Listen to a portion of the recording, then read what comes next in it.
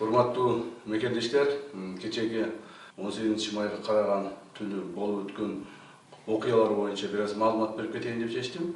Себеби дегенде бул окуялар ар түрдүү ракурста көрсөтүлүп атат. Эми азыр технологиянын заманы болгондон кийин баардыгынын колунда, эгерде көчөдө бир 100 адам жүрсө, 100 адамдын баардыгынын колунда соткалары бар, алар оператор бардыгы ар түрдүү ситуацияларды көрсөтүп атышат.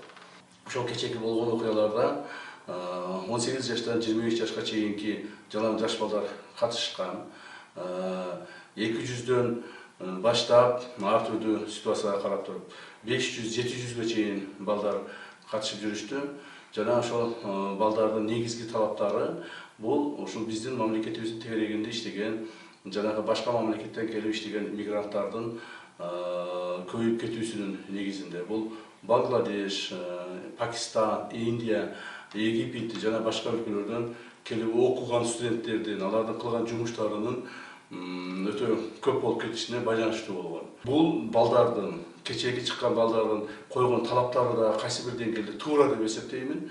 Алар көп ошол келген мигранттардын көп болуп кеткендигине байланыштуу биз өзүбүздүн чараларыбызды көрө баштаганбыз.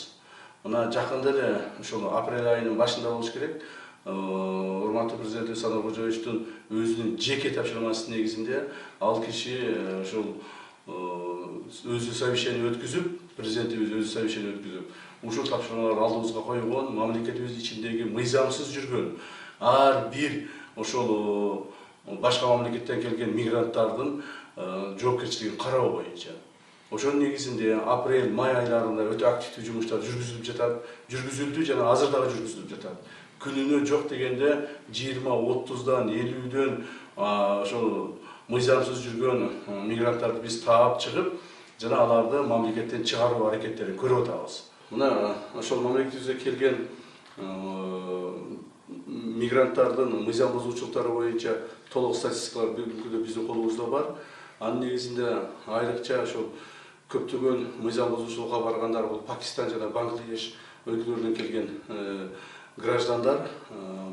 Пакистандан келген бүгүнкү күндө 1,5 миңге жакын адамды биз чыгардык.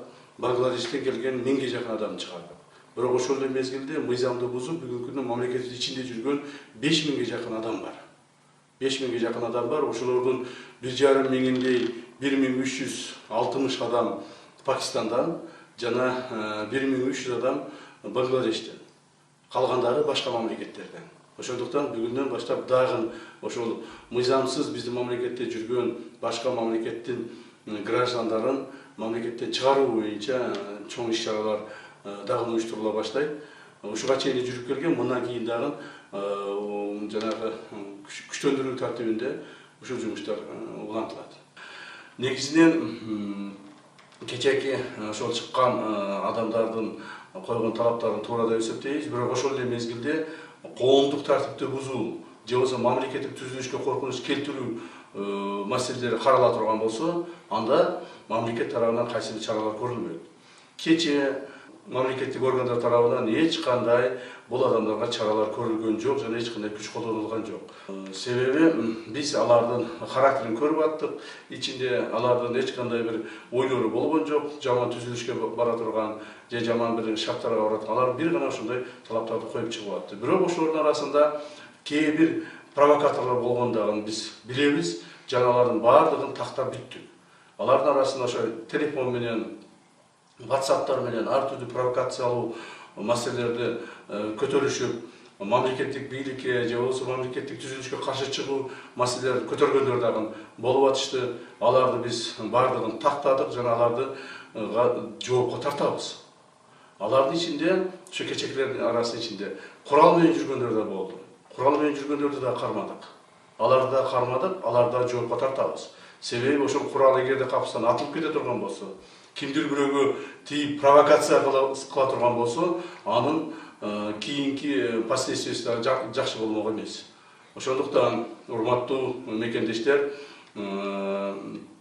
биз мамлекеттик түзүлүш, мамлекеттик органдар мамлекетибиздеги жашаган ар бир жаганы коопсуздугун сактап жана ошолорго шарт түзүү берүү боюнча милдеттерибизди так аткарып жатабыз жана мындан ары да так аткарылат.